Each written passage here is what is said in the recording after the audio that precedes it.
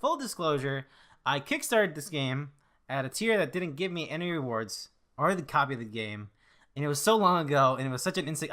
I was like $1. It was literally $1 because the game didn't seem like it was gonna make it, and it sounded cool. It was a good pitch. It is a very good pitch. When I saw the concept trailer, I was like super impressed. Yeah, and the names behind it, like, oh, they worked on BioShock. It sounded cool. Awesome. So yeah, but again, I didn't get any copy of the game or whatever, and I received a copy of the game through the game's PR. So anyways, so yeah, that pitch, and I talked about it on the review. Like, the pitch is so good. It is such a great pitch for a game. So like, obviously the game is just as good. Man, it's not. Perception is not a bad game, but it doesn't fully deliver on that idea, and some would say it does, but I would say it does so in a very cliche and tired manner that a lot of these PC first-person horror games just make a haunted house. So yeah, you're playing as this blind woman in this game. You're trying to figure out why this house keeps appearing in your dreams or whatever the heck, and you learn about how it's connected to you and the people there. It tells like 4 stories, and one of those stories is very, very strong, and it's really good. Story about this woman whose father was a military man, and he taught her about the military and why it's so good to serve, and she wanted to join the military when she grew up, and she falls in love with this dude, and he has to I think he gets drafted out to the war, and she gets worried, and she also wants to go. She kind of gets the feeling like, I can protect you, because she feels more prepared for it. And it's this sort of story of like, she wants to go in, but she's a woman, and like, do you want to be a secretary? Do you want to do all this stuff? And it's really, really interesting. And then there's also this crazy house that's putting her like really weird visions of her husband like having sex with prostitutes and all this really weird stuff, like, and it works very well for that moment. But the rest of the game, there's this story of this guy who like adopts a bunch of little girls, and there's like creepy dolls, and they have guns.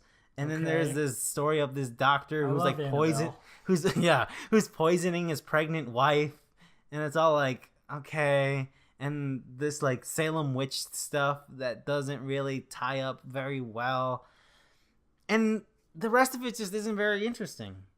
Like, how's the gameplay wise? Like, does that at least like the promise of like right? You're right. Like, that feels like a good like first level thing. Mm-hmm. But then like with any like horror game or any game, like you have to like at least build upon like the central mechanic. It can't stay the one thing.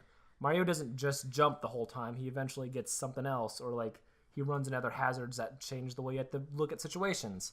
Does it do that at all?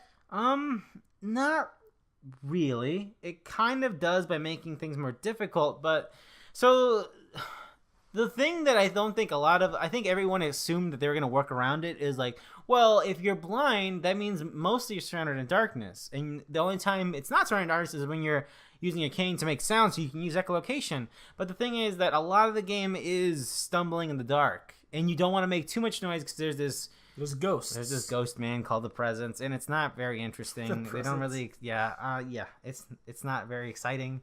And so yeah, the game is a lot of stumbling around the dark, but but a lot of it is very interesting when you figure out, when you're actually in the game and you make notes like, okay, if the rat room was like, because there's no map in the game, right? Mm-hmm. So you gotta like make a mental map, like, okay, much like a blind person would. Yeah, and you gotta kind of deal like, well, do I find that appealing?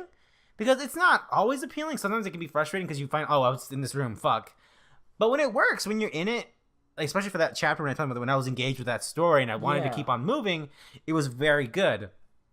But what do you do with the story stuff? Is that like text you read? It's like audio log kind of, like you find a thing, like you find a cup, and the cup tells a story like, oh, Henry went out to the ba-ba-da-ba-da. I'm excited. You know what I'm saying? Yeah, okay. It's sort of that. And then there's like sort of like instances where like you see like a ghost version of a past self, and you see them act something out.